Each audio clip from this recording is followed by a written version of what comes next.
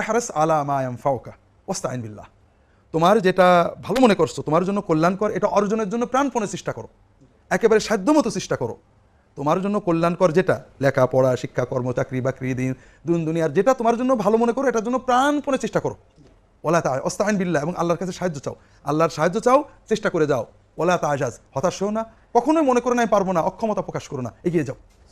তুমি সব করলে, এগিয়ে গেলে, সাধ্যমতো চেষ্টা করলে, ফাইন আসাবাকা শাইউন, তোমার আশার বিপরীত খারাপ ফল হয়ে গেল, তুমি ব্যর্থ হলে, ফালা তাকুলান্না লাউ, তখন তুমি বলো না যদি এইটা করতাম তাহলে হয়তো এইটা হতো, যদি এইটা না করতাম তাহলে হয়তো এইটা হতো, যদি এটা করতাম তাহলে হয়তো ওইটা হতো।